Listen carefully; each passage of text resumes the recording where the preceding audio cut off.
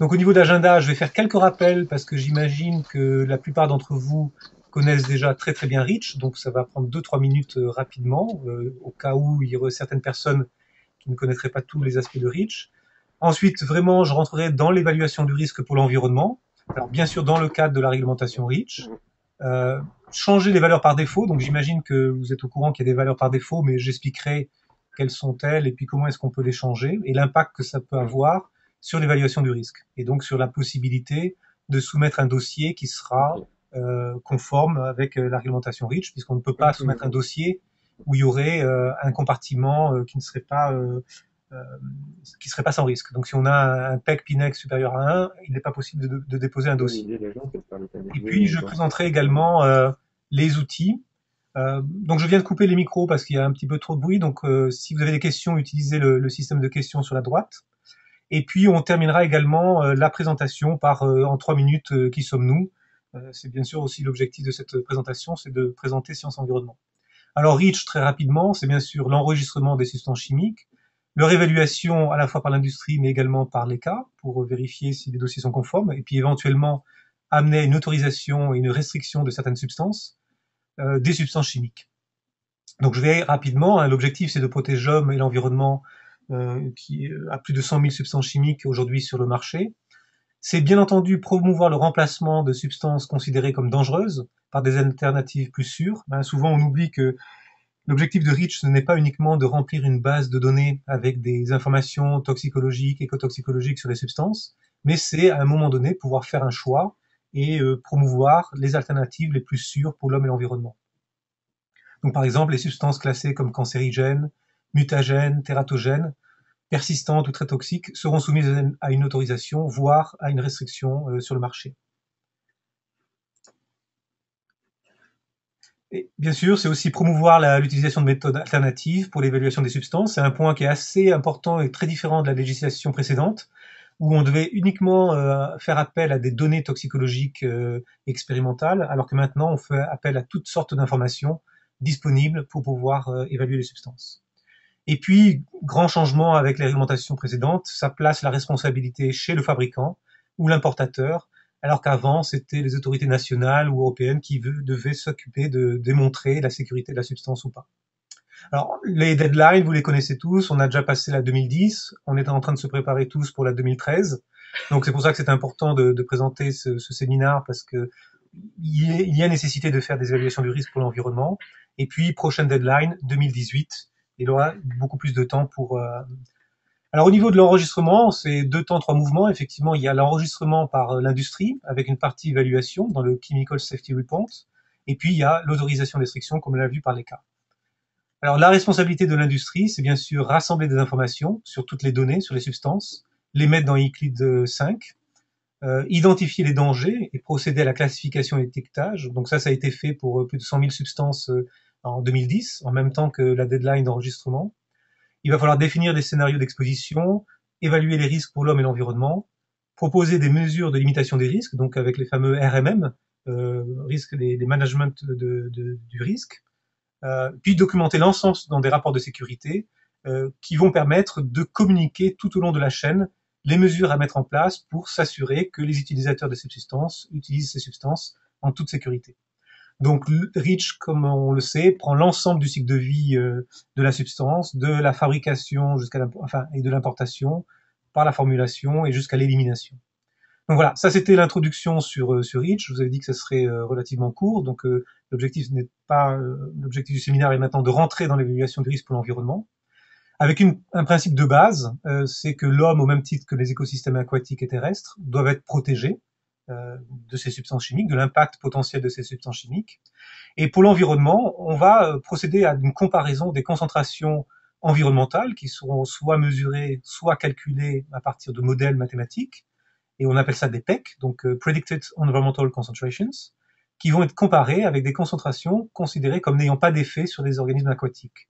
Les PNEC, qui est donc Predicted No Effect Concentrations.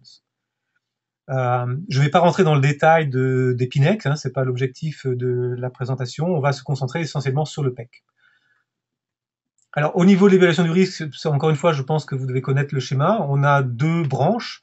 où d'un côté, on a l'évaluation de l'exposition, donc on va aller estimer les émissions, et à partir de là, on va calculer des concentrations dans l'eau, dans le sol, dans l'air. Donc à partir des usages, par exemple des shampoings, des détergents, des peintures, on va prendre les tonnages sur le marché et on va réussir à faire des calculs de concentration dans l'environnement.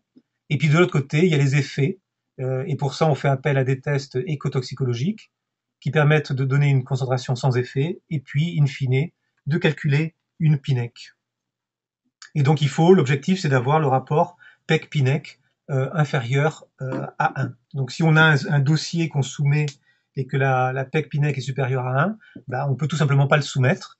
Et aujourd'hui, en utilisant les valeurs par défaut qui sont proposées dans les modèles, que ce soit EasyToctra ou EUSIS ou EasyTra ou Cesar, eh bien, on peut très souvent se trouver dans une situation où le risque n'est pas maîtrisé. Donc il va falloir changer ces valeurs par défaut.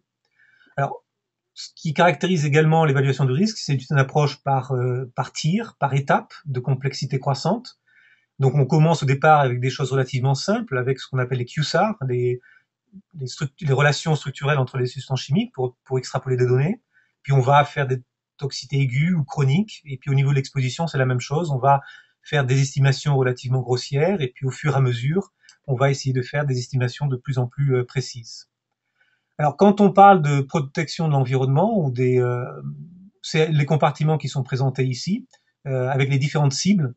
Il y a le compartiment aquatique, bien entendu, avec les algues, qui sont des organismes producteurs, qui à partir de la photosynthèse vont faire de la matière organique, qui va servir de nourriture pour des organismes des consommateurs primaires, donc des herbivores, et puis eux-mêmes seront source de nourriture pour des carnivores. Et lorsque on fait une évaluation du risque, on s'attache à protéger ces trois niveaux trophiques, puisque en protégeant ces trois niveaux trophiques, on considère qu'on protège l'ensemble de l'écosystème. Alors bien sûr, c'est simplifié, certains scientifiques souhaiteraient qu'on aille un petit peu plus loin dans la complexité, mais généralement on adresse ça avec des facteurs de sécurité, mais encore une fois, je ne vais pas rentrer dans le détail à ce niveau-là. On prend en compte bien entendu les sédiments, donc tous les organismes qui peuvent vivre dans les sédiments, les plantes qui se trouvent sur le sol, les vers de terre, mais également la consommation d'herbes par des vaches, et donc on va également calculer les concentrations qu'on va retrouver dans le lait de vache, et puis éventuellement dans le fromage, et puis il y a également l'homme, qui lui, ou l'homme, les enfants, les femmes, qui vont eux consommer du fromage, et donc on va prendre en compte l'ensemble de la contamination de la chaîne, et s'assurer que, in fine, le consommateur ne sera pas non plus mis en danger dû à l'utilisation de cette substance. Et puis, dernier compartiment, il y a les oiseaux prédateurs ou les prédateurs de grand niveau qui également vont être pris en compte dans l'évaluation du risque. Alors, on prend toutes les cibles suivantes, je vais aller rapidement, je viens de découvrir les eaux douces, les eaux marines également, les écosystèmes terrestres, prédateurs, micro-organismes dans les stations d'épuration, c'est très important, puisque c'est le premier compartiment environnemental que la substance chimique va être en contact avec dans le cadre de produits de grande consommation. Là, je pense aux détergents, aux shampoings sur lesquels on travaille beaucoup. Si ces molécules détruisent la faune microbienne des stations d'épuration, eh bien les stations d'épuration ne peuvent pas jouer leur rôle d'élimination, et donc c'est la première chose à protéger. L'atmosphère avec les problèmes de couche d'ozone, etc. Et puis bien sûr l'être humain, comme je l'ai dit tout à l'heure, par une contamination indirecte. Alors ici, j'ai représenté également les différents compartiments dans le cas d'un usage privé, où on va justement essayer de calculer des concentrations un petit peu dans l'ensemble de ces phases-là, dans les stations d'épuration biologiques. On voit les petites bactéries ici qui sont représentées en bleu. Donc il faut effectivement protéger ces bactéries et leur permettre de consommer ces molécules chimiques pour qu'elles disparaissent. Et puis, in fine, on va vérifier que le compartiment aquatique, que les boues des stations d'épuration qui seront éventuellement étendues sur les champs agricoles, eh bien, s'il reste des résidus de substances chimiques, il faut absolument que ces résidus n'aient pas d'impact toxicologique sur les plantes agricoles qu'on fera pousser sur ces champs. Alors, les facteurs qui vont influencer cette évaluation du risque, c'est bien sûr la consommation de la substance chimique. Plus on va consommer de substances, plus le risque potentiel va augmenter. Bien sûr, c'est pas directement corrélé. Enfin, si, c'est quand même corrélé. Ce qui va jouer, ça va être la toxicité, bien sûr, de la substance, la durée d'utilisation, l'infrastructure de collecte et de gestion des déchets. Est-ce qu'on a des stations d'épuration? Est-ce que c'est uniquement un traitement physico-chimique ou biologique? Est-ce qu'on a un traitement tertiaire? Est-ce que les boues passent en dégradation anaérobie? ou compostage. Donc toutes ces informations-là vont être utiles pour pouvoir calculer le risque pour les différents compartiments dont on a parlé précédemment. Il y a bien entendu les facteurs physico-chimiques de la substance qui vont jouer un rôle très important, notamment par le biais des modèles qu'on utilise comme EUSIS, qui font appel à des modèles maqués, et je reviendrai là-dessus. Donc on a besoin d'avoir des informations sur la volatilisation, la solubilité, la photolyse, l'oxydation, etc., l'absorption bien entendu. Et puis on a également des facteurs biologiques qui eux sont liés à la dégradation, biodégradation, en aérobie, donc en présence d'oxygène ou en absence d'oxygène. Et donc biodégradation est due aux petites bactéries qu'on voit en bas à droite de l'écran, symbolisées un peu schématiquement. Effectivement, les molécules chimiques, et souvent on n'y pense pas, ou les non-scientifiques ne pensent pas à ça, c'est en fait une source de nourriture pour les bactéries, puisque les bactéries consomment du carbone, et qu'elles consomment le carbone du sucre ou le carbone du LAS, qui est un surfactant qu'on trouve dans les détergents, c'est exactement la même chose, c'est exactement le même carbone. Donc pour les bactéries, les molécules chimiques qu'on va utiliser dans les shampoings, dans les détergents, sont source de nourriture, pour autant qu'elles ne soient pas toxiques. Donc il ne faut pas effectivement que les molécules tuent les bactéries avant d'être métabolisées. Donc on va prendre également la bioaccumulation, la biotransformation, enfin tout ça va jouer en compte. Alors toute l'approche de l'estimation de l'exposition est décrite en détail dans le guide R16, donc c'est indispensable de le lire et le relire, c'est assez compliqué, c'est assez complexe, et l'ensemble du modèle R16 se trouve en fait dans EUSIS, une partie reprise dans ECITOCTRA, mais je reviendrai là-dessus au niveau des outils. Cette approche est basée sur deux zones géographiques superposées. On a une zone locale, c'est là où on va avoir le rejet potentiel de la production, de la formulation, de l'usage privé. Et puis on aura également un environnement régional qui inclut toutes les émissions locales. Je vais vous présenter ça sous un graphe, qui va permettre de calculer un background, ce qu'on appelle le PEC régional, qui est un petit peu dans une région, une très grande région de 200 par 200 km. On va avoir, parce qu'il y a des émissions un petit peu partout, ces émissions qui ont lieu dans différents endroits vont constituer une sorte de background. Et là-dessus va se rajouter l'émission d'une usine de production qui va se rajouter en top. Donc c'est une approche qui est basée sur l'utilisation de valeurs par défaut et qu'on peut remplacer par des données spécifiques pour donc obtenir des valeurs de concentration plus réalistes. Donc au niveau représentation graphique, j'ai parlé de deux environnements, local et région. En fait, il y en a un troisième qui est le continent, mais on ne va pas effectuer d'évaluation du risque au niveau du continent. Le continent ne sert ici qu'à permettre le calcul de transfert de substances entre la région et le globe, plutôt que d'avoir une région fermée, puisqu'il peut y avoir effectivement du transport de polluants sur des très longues distances. Donc des substances extrêmement volatiles, la concentration dans l'air de la région, évidemment, va diminuer, puisque cet air va être aussi transporté, il va y avoir une circulation globale. Donc si on prend, alors dans ces modèles-là, on va utiliser des modèles mathématiques pour essayer de calculer la distribution de la substance dans les sédiments, dans l'eau, dans les sols agricoles, les sols industriels, et ça fait appel au modèle de Mackay, qui est très célèbre dans les modèles de prédiction du risque, qui va donc permettre de faire cette distribution-là.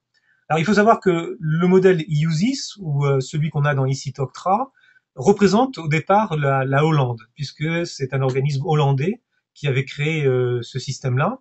Et donc quand on voit ici que dans cette région, on a une fraction du sol qui représente 0,6, du sol agricole de 0,27. Ça représente en fait les proportions qu'on a au niveau de la Hollande. Alors aujourd'hui, on n'est pas censé changer ces valeurs-là. On considère que c'est un monde virtuel qui va être utilisé pour faire l'évaluation du risque. Mais il est possible, il serait acceptable, si on devait faire une évaluation du risque dans un pays où il y aurait beaucoup moins d'eau, de changer ces valeurs-là. Donc le système Mackay est vraiment là pour calculer les concentrations dans les différents compartiments.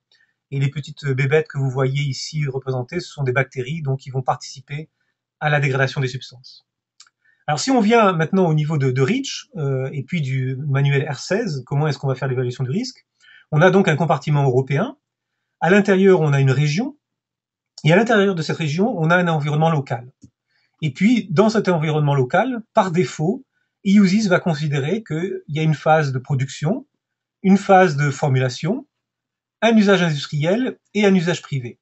Alors si par exemple votre dossier, vous enregistrez une substance à 100 tonnes par an, par année d'utilisation, par défaut, on va considérer que 100% de ce tonnage passe dans la région.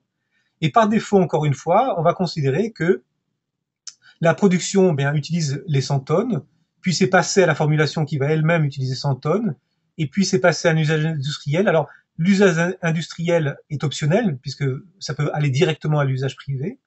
Et là, par contre, au niveau de l'usage privé, il y a une règle de 10% par défaut qui est introduite dans le système, qui permet de ramener ce tonnage européen à une ville de 20 000 habitants.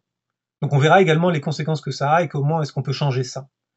Alors une fois qu'on a la distribution qui est faite au niveau des usines, il est clair que si vous avez une situation particulière où vous utilisez les 100 tonnes dans plusieurs régions distinctes en Europe, c'est-à-dire vraiment séparées en Espagne et par exemple en Hollande, bien vous avez la possibilité de distribuer la substance, le tonnage total européen dans ces deux régions. Donc on pourrait avoir une région par exemple avec 40 tonnes et une autre région avec 60 tonnes.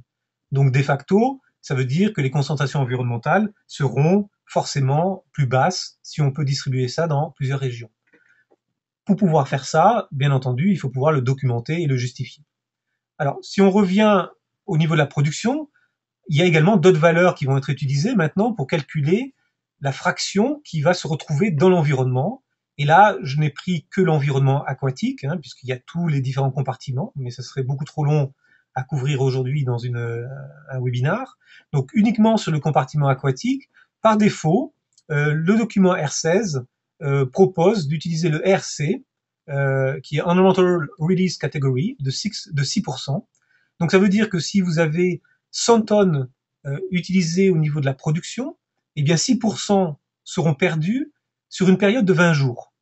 Donc ça représente une quantité relativement importante qui va passer à travers une station d'épuration, qui est une station d'épuration modélisée, donc encore un système mathématique, et puis avec un facteur de dilution qui est généralement de 10. Là encore, je pourrais expliquer pourquoi 10, mais il y a une raison scientifique derrière ce chiffre-là.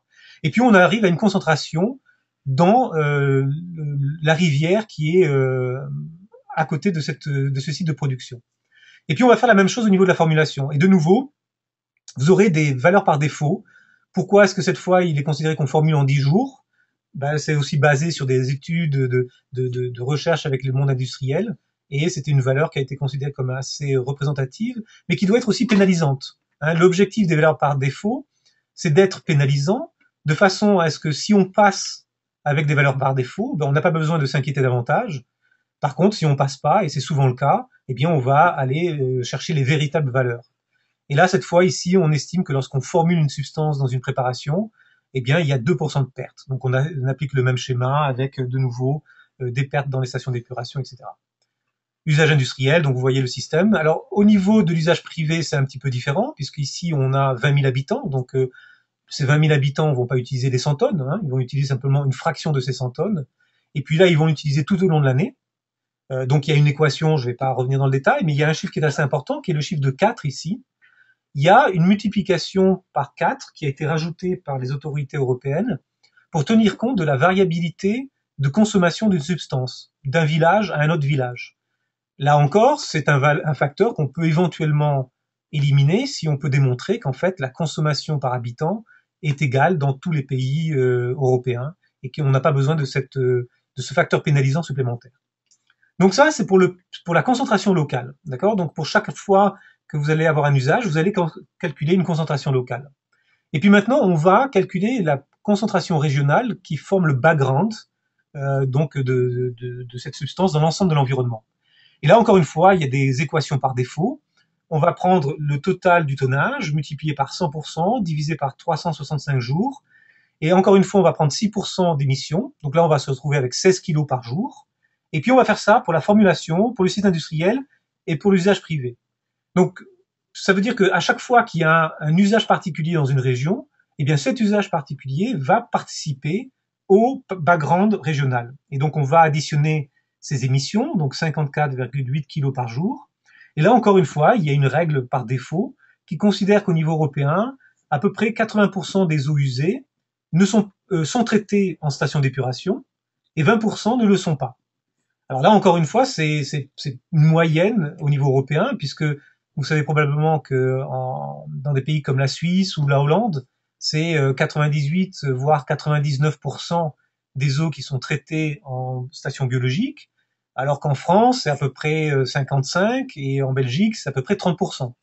Donc forcément, là encore, c'est majorant, enfin c'est pénalisant pour certains pays, comme la Hollande, et au contraire, c'est assez favorable à des pays comme la Belgique, où il y a davantage de décharges directes, de rejets directs dans l'environnement. Et ceci amène à une PEC régionale, et cette PEC régionale va être ajoutée à la concentration locale pour constituer la PEC locale. Donc à chaque fois, pour chaque site de production, on va avoir une PEC locale. Et c'est cette PEC locale qu'on va comparer avec la PINEC dont j'ai parlé tout à l'heure, donc la toxicité de la substance. Et donc si le rapport est inférieur à 1, on peut s'arrêter et puis on peut soumettre le dossier.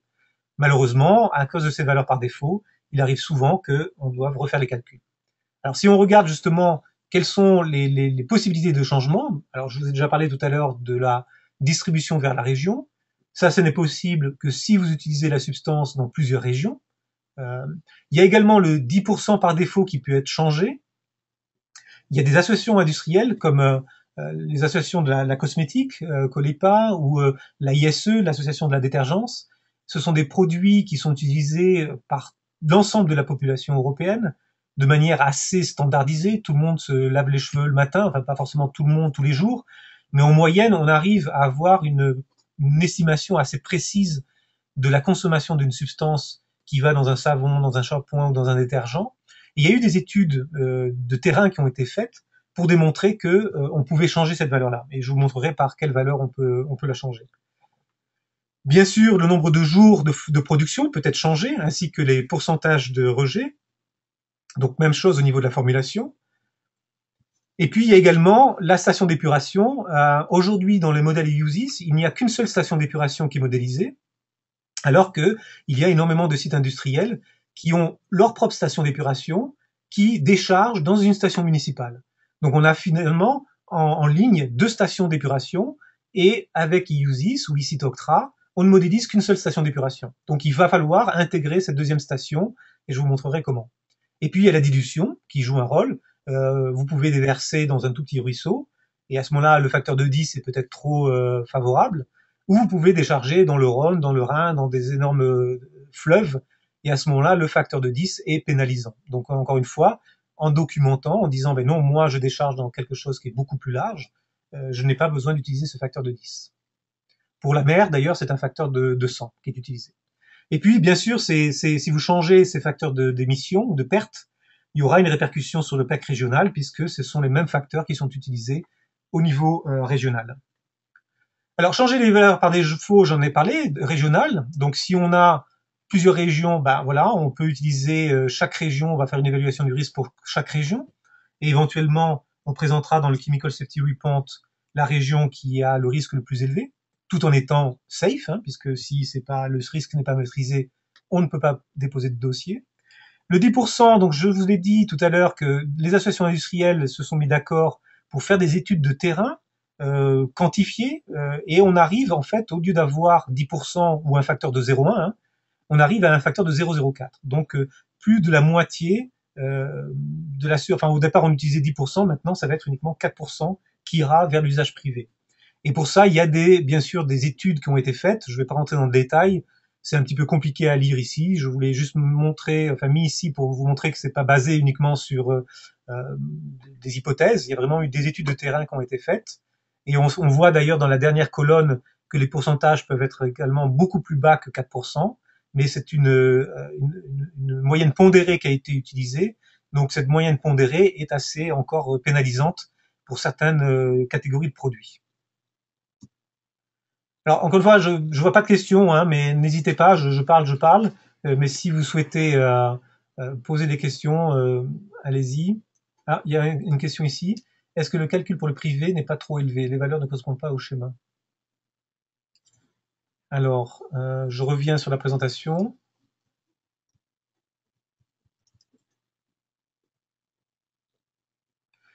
Oui, effectivement, ici, la valeur ici, vous êtes très bonne parce que elle est effectivement, elle prend en compte le 10% par défaut. J'avais intégré au départ dans ma première équation le 10% dans cette f, ici, f égale 4 divisé par 10 multiplié par 2000. Je l'ai enlevé pour des raisons pédagogiques parce que je voulais le faire apparaître tout en haut.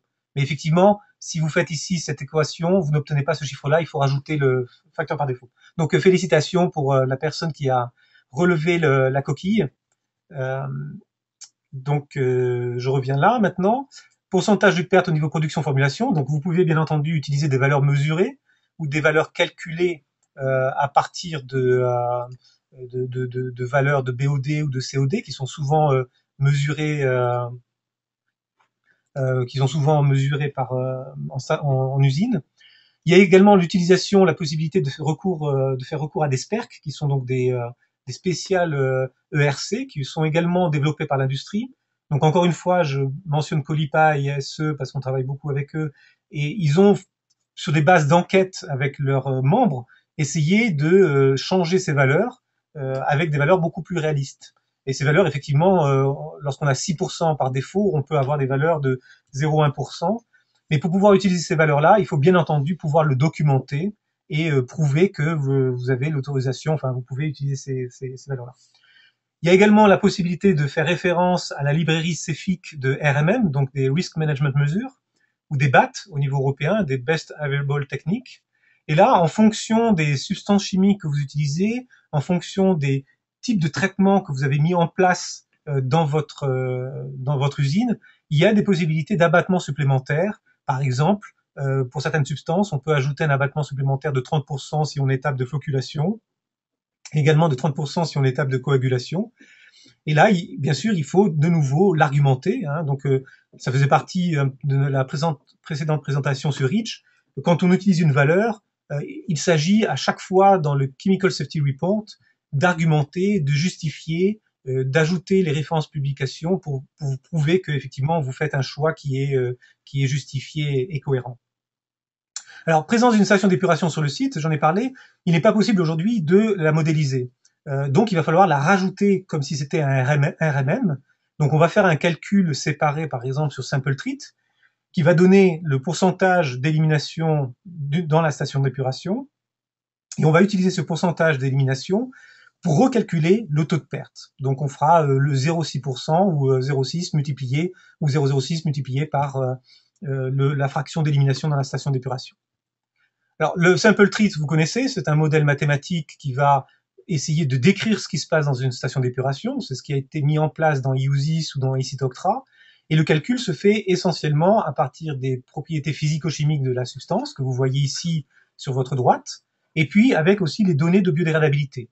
Et c'est important de s'arrêter un petit peu là-dessus, parce que ça a une conséquence importante sur le calcul des PEC, puisqu'au niveau du résultat de biodégradabilité, généralement, il est basé sur des données issues des tests qu'on appelle les ready tests, des tests de biodégradabilité facile. Et ces tests, en fait, on mesure uniquement la biodégradation par production de gaz carbonique, donc consommation de la molécule par les bactéries. Et dans ces tests-là, on va avoir une concentration assez importante de substances chimiques et très peu de bactéries. Donc, lorsqu'une substance montre une dégradation de 60% dans la fenêtre de 10 jours, ça veut dire que cette substance, elle va être dégradée partout, parce qu'on l'a mis ici dans une situation de stress assez importante. Alors que si on passe sur des tests beaucoup plus réalistes, comme par exemple le CAS, le OCDE 303, excusez-moi, où on va simuler une station d'épuration en laboratoire, ici, on va à la fois mesurer la biodégradation, mais également l'élimination, c'est-à-dire l'absorption sur les bouts. Et puis, on va surtout exposer la substance à une quantité de bactéries extrêmement importante. Donc, cette fois-là, on va avoir la possibilité d'une élimination, une dégradation beaucoup plus réaliste. Et l'objectif de l'exercice, c'est de remplacer la valeur calculée par Sample Treat par une valeur obtenue par exemple, le test CAS. Alors, effectivement, qu'est-ce qui se passe si on l'illustre au niveau d'un ready test? Dans un test facile, on a une proportion de molécules importante et très peu de bactéries, alors que dans une station d'épuration, on a exactement l'opposé.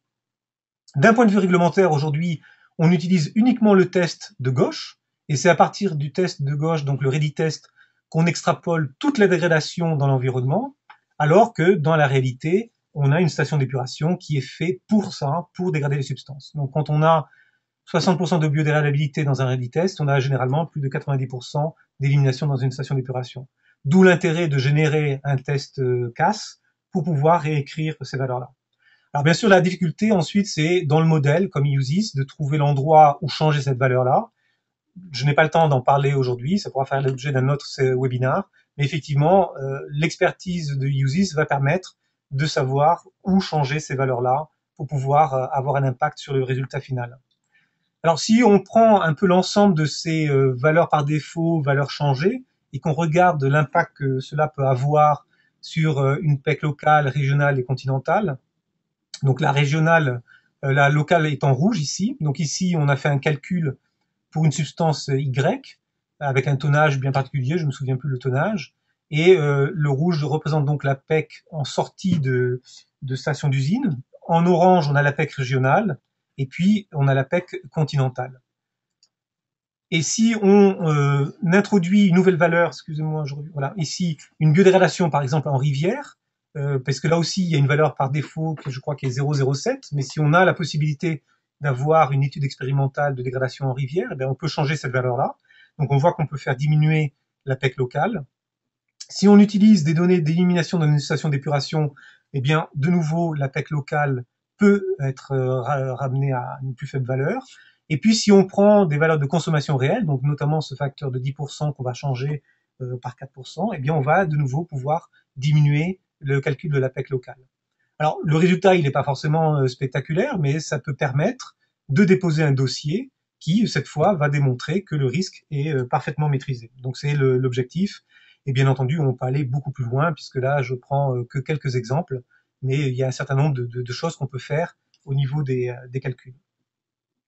Alors si je parle des outils qui permettent de faire ce type de calcul, on a bien entendu l'outil ECET-Octra, qui est une version simplifiée de EUSIS. En fait, lorsque EUSIS a été créé, a été mis en place par la Commission européenne, l'industrie a souhaité avoir une forme, l'équivalence sous Excel, de façon à pouvoir vérifier les formules. Donc effectivement, on voit les formules, mais ça reste très complexe, hein, puisque c'est de nombreuses feuilles qui sont attachées les unes aux autres, avec des milliers de cellules à l'intérieur. Ces cellules sont verrouillées, et aujourd'hui, on ne peut faire que du tier 1, donc des évaluations avec des valeurs par défaut. On peut changer très peu de choses, donc il y a possibilité de faire un petit peu de tier 2, mais pas beaucoup. Donc c'est simple d'utilisation, mais c'est relativement limité dans la démonstration dans l'utilisation de données beaucoup plus sophistiquées. Bien sûr, on a EUSIS, qui est une interface visuelle basique, donc cette fois les formules ne sont pas visibles. Par contre, on peut faire du tier 2 et aller même plus loin, puisque pratiquement tout est accessible. Il y a énormément de valeurs par défaut qui sont présentes, qu'on peut ouvrir et qu'on peut changer si on le souhaite. Et ça apparaîtra dans le rapport, donc il y a une traçabilité des valeurs qu'on change. Par contre, c'est vrai que c'est complexe à maîtriser, ça demande beaucoup de temps à travailler dessus pour arriver à comprendre comment l'utiliser, mais une fois qu'on le maîtrise, on arrive facilement à faire du tier 2. On a César, alors il y a une nouvelle version qui va arriver prochainement, qui est liée à Euclid 5, qui est là où le grand intérêt, c'est de pouvoir extraire les données directement des Euclid, et puis également de générer automatiquement le rapport de sécurité. Mais aujourd'hui, on ne fait que du tier 1. Donc ce qu'on fait, nous en tant que cabinet par rapport à ça, c'est qu'on fera l'évaluation dans EUSIS, et puis on reportera les valeurs dans César, de façon à pouvoir bénéficier de la fonctionnalité du rapport automatique, donc du Chemical Safety Report, qu'on a dans César et qu'on n'a pas dans EUSIS.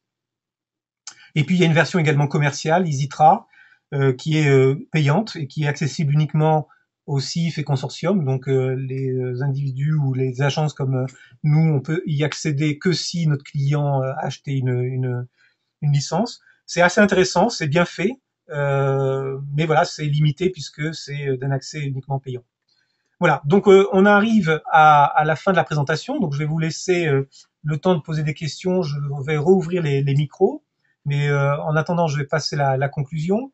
Donc, l'évaluation du risque se fait par étapes de complexité croissante, donc c'est important de bien penser qu'il y a des valeurs par défaut et que si on a un résultat supérieur à 1, bah, il faut se remettre au travail et puis générer des nouvelles données.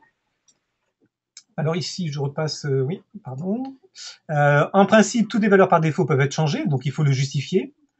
On a besoin de posséder des thèses, des informations qui ne sont pas listées dans les annexes 7 à 10. Donc ça, c'est ce qui est intéressant avec la nouvelle réglementation, c'est-à-dire qu'on n'est pas obligé uniquement de faire référence à des tests expérimentaux. Il faut une bonne connaissance des modèles, qui est absolument indispensable, et puis une expertise en expologie et écotoxicologie pour pouvoir faire ces... je ne sais pas chez qui, on a ouvert les micros de tout le monde, il y a un bruit de fond qui est assez important. Donc maintenant, voilà, je vous remercie pour votre participation et si vous avez des questions particulières, en tout cas y répondre.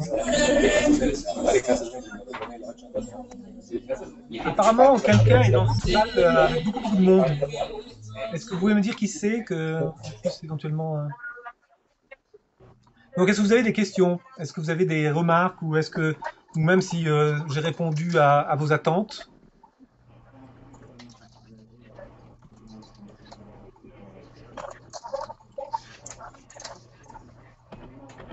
Donc, vous pouvez utiliser la box avec les questions si vous voulez les écrire, si votre micro ne fonctionne pas. Bon, bah écoutez, s'il y a pas de questions, je vais peut-être juste vous demander un petit feedback avant de nous quitter, puisque bon, pour nous, on met ce genre de présentation pour essayer effectivement de se faire connaître, de présenter nos services. Et voilà, on a passé 45 minutes à vous présenter, ou même un petit peu moins, des solutions pour faire l'évaluation du risque. Est-ce que cet atelier a répondu à votre attente? Peut-être pas, mais est-ce que ça a quand même été intéressant? Et si vous souhaitez communiquer avec nous, vous pouvez bien entendu nous envoyer un email. S'il y a des questions auxquelles vous n'avez pas pensé maintenant, mais que vous aimeriez poser plus tard, n'hésitez pas à nous contacter. De la même façon, si vous avez un feedback à partager, c'est toujours très utile pour nous de pouvoir mettre sur notre site un petit peu ce que les gens ont pensé de l'atelier. Donc je vois que je vais arrêter il y a 67% des gens qui ont voté. Je ne sais pas si d'autres personnes peuvent se décider. Et puis on va clore le poll. Donc toujours pas de questions. Donc encore une fois, n'hésitez pas à revenir vers nous, notamment pour les industriels qui pourraient être intéressés par du support Reach. On est là pour vous aider. Donc je vais terminer cette présentation par présenter Science Environnement. Donc c'est un cabinet scientifique dédié au développement durable, mais avec bien sûr beaucoup d'activités sur Reach. 70% de nos activités, c'est réglementaire. Moi-même, j'ai travaillé pendant plus de 15 ans dans une grande société industrielle, Procter & Gamble. C'est pour ça que j'ai pas mal pris d'exemples de la détergence. Mais aujourd'hui, on travaille pour des sociétés diverses et variées. On a un groupe de personnes assez... donc, les prestations, effectivement, ça va de l'évaluation du risque aux analyses de cycle de vie, bilan carbone, REACH, écolabel, mais également communication responsable. Donc, on a plusieurs personnes dans l'équipe qui vont nous permettre de répondre à cette demande. On a beaucoup de toxicologues, d'écotoxicologues, donc on a des gens avec 15-20 ans d'expérience dans l'industrie chimique à faire des dossiers réglementaires. Donc on est une société avec beaucoup d'expérience dans ce domaine-là. On a des clients qui, comme on n'a que 4 ans d'existence, on n'a pas une liste de clients énorme, mais ce sont des clients qui sont prestigieux, donc qui nous font confiance jusqu'à maintenant. Et voilà, donc je termine en vous remerciant vivement pour votre participation et puis en espérant vous parler prochainement en privé.